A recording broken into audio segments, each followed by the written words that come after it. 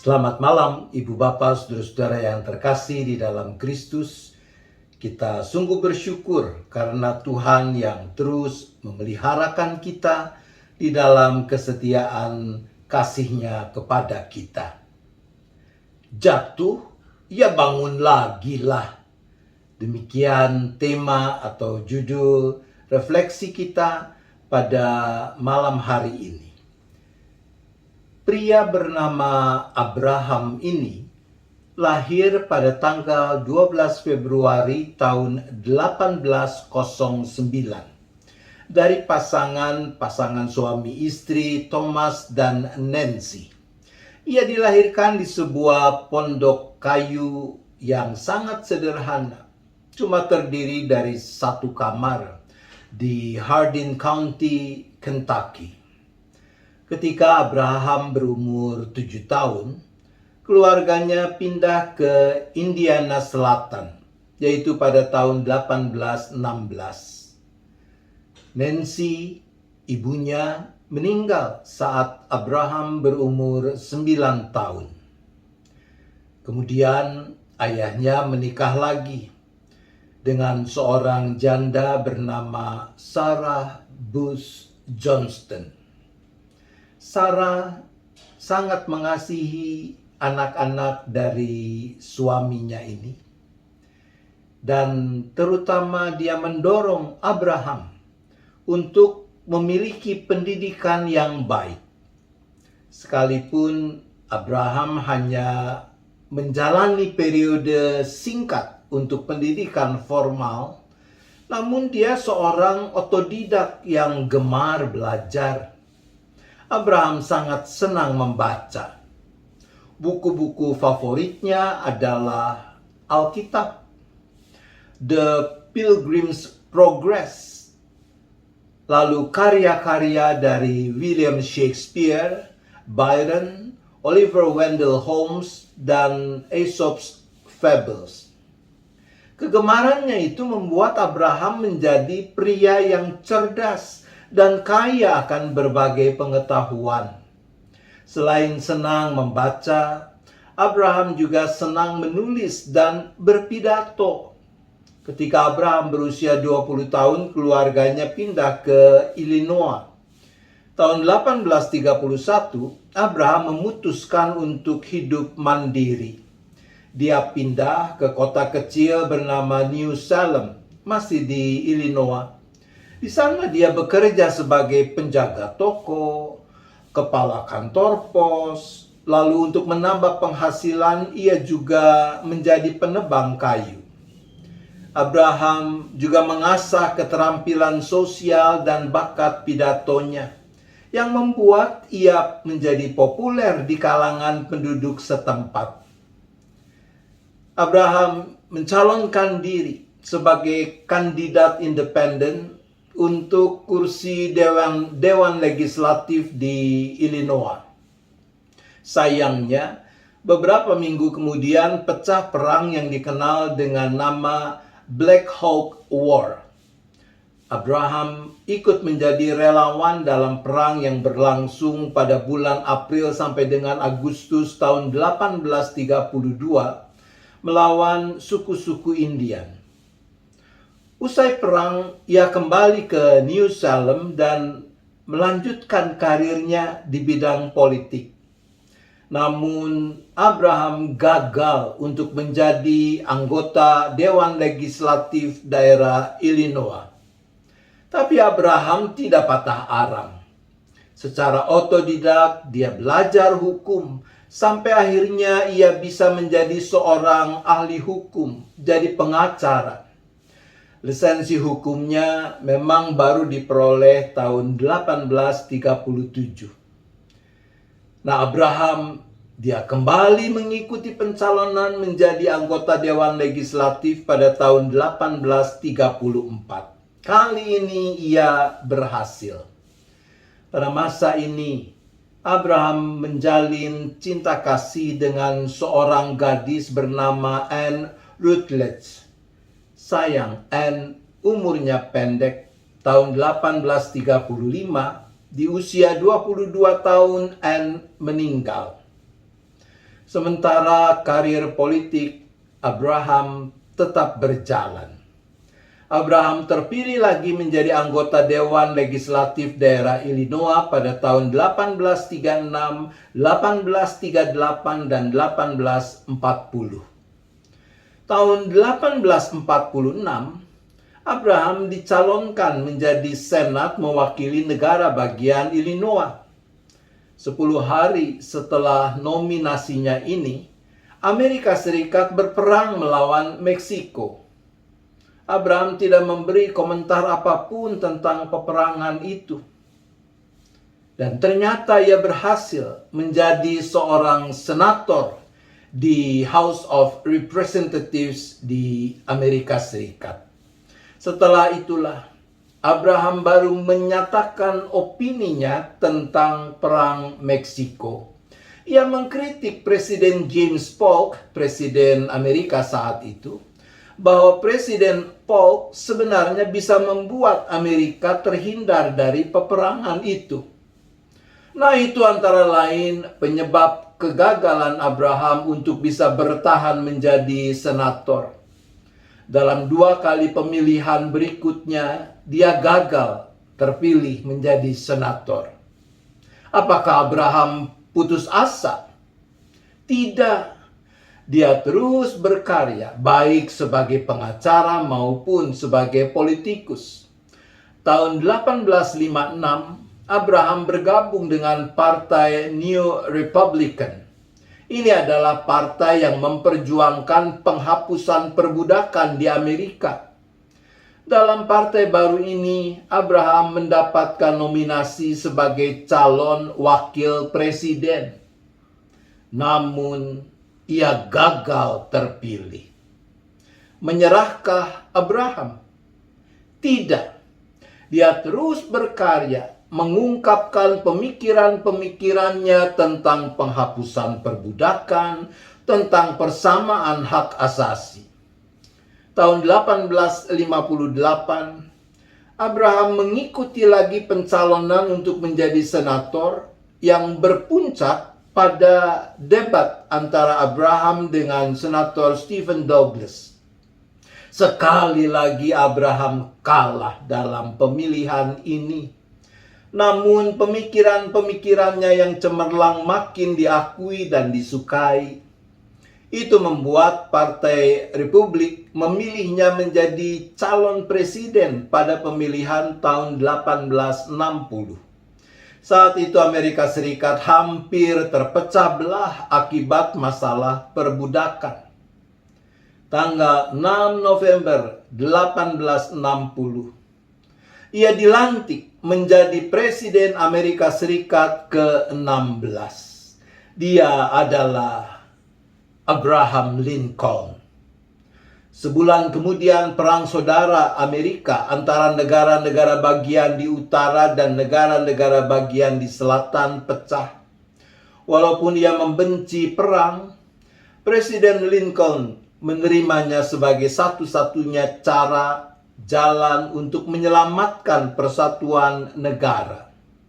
Presiden Abraham Lincoln adalah salah seorang presiden terbesar dalam sejarah Amerika Serikat.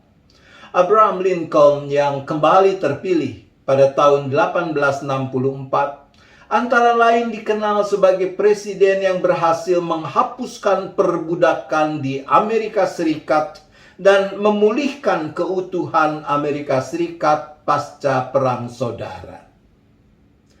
Presiden Lincoln, ia ditembak di Theater Fort Washington, Amerika Serikat pada tanggal 14 April 1865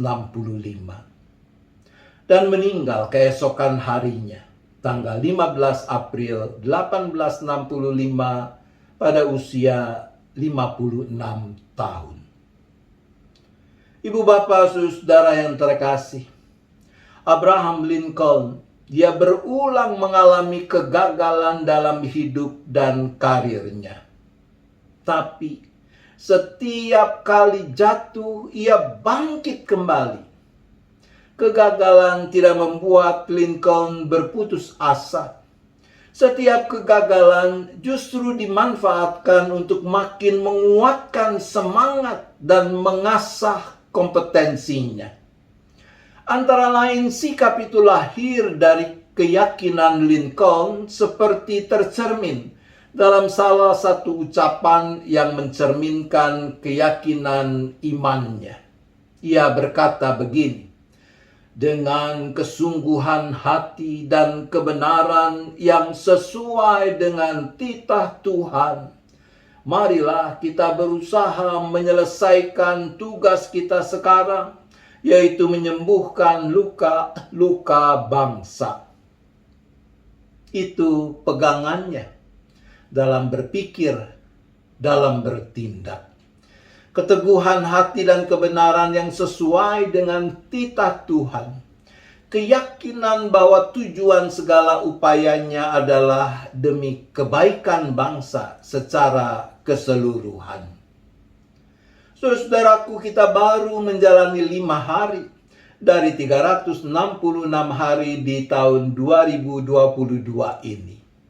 Kita tidak bisa memastikan apa yang akan kita hadapi dan alami. Selalu ada kemungkinan kita juga akan mengalami aneka kegagalan.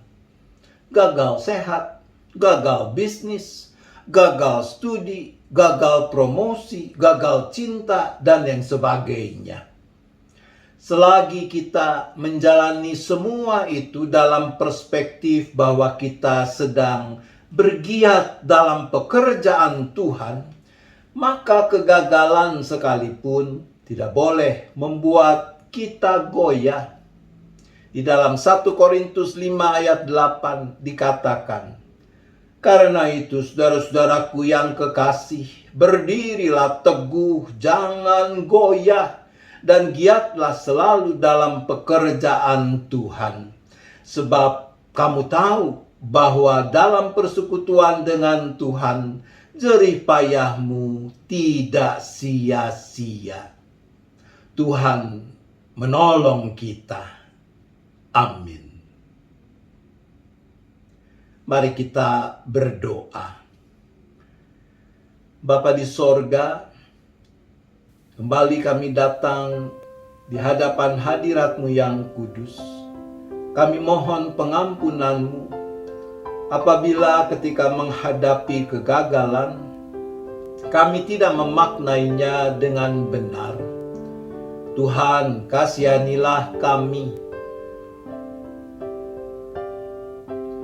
Ya Bapa, kami mohon kekuatan, kemampuan, dan kemauan untuk mengerjakan segala sesuatu dalam perspektif pekerjaan Tuhan, sehingga kegagalan sekalipun tidak menggoyahkan kami.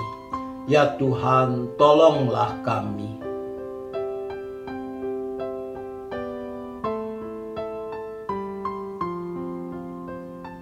Bapa di sorga, sehati kami datang untuk juga terus memohon campur tangan, pertolongan Tuhan bagi umat manusia yang masih bergumul dengan pandemi, khususnya ketika mulai muncul varian baru yang mengancam kehidupan.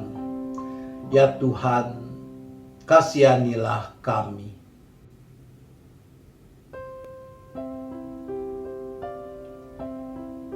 Kami juga berdoa bagi bangsa dan negara Indonesia untuk pergumulan-pergumulan yang dihadapi dan upaya pemerintah, para pemimpin negeri ini, memimpin bangsa ini menghadapi dan mengatasi rupa-rupa persoalan itu.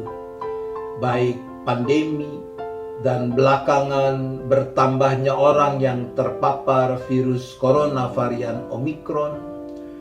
Upaya-upaya itu kiranya mendapatkan dukungan sepenuhnya dari semua anggota masyarakat. Ya Bapa, kami berdoa bagi gereja, termasuk jemaat GKI Gading Indah, dalam menjalani hidup persekutuan, pelayanan, dan kesaksiannya. Kiranya Engkau yang memberikan dan menambahkan hikmat kepada para pemimpin gereja di dalam menetapkan kebijakan-kebijakan dengan penuh kehati-hatian, tapi bukan dikuasai ketakutan dalam penyelenggaraan kehidupan bergereja, berjemaat, menggereja di tengah-tengah dunia ini.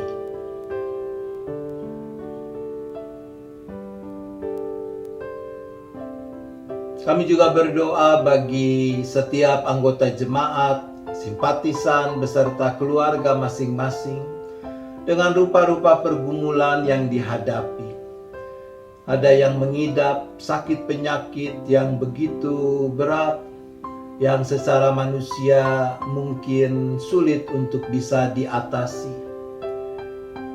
Bagi mereka kami memohon agar Tuhan sendiri yang turut campur tangan untuk memberikan yang terbaik.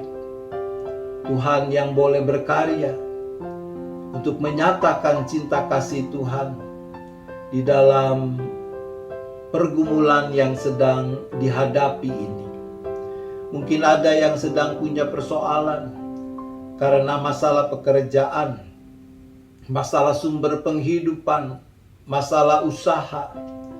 Mungkin ada yang sedang punya beban karena ketidakharmonisan di dalam relasi antar anggota keluarga. Ada yang masih bingung dengan serba ketidakpastian di masa depan dan sebagainya. Ya Tuhan, mampukanlah anak-anak-Mu ini untuk terus menggenggam erat tangan kasih Tuhan yang senantiasa terulur untuk menopang. Ya Bapa, kalau sebentar kami beristirahat, maka kami juga menyerahkan seluruh keberadaan kami ke dalam tangan pengasihan-Mu. Biarlah kami boleh beristirahat dengan cukup, kami boleh tidur dengan nyenyak, besok kami boleh bangun, menyambut hari baru dengan penuh syukur, dengan penuh sukacita, untuk terus memuliakan nama Tuhan. Terima kasih ya Bapa, kami memohon hanya di dalam nama Tuhan Yesus Kristus. Amin.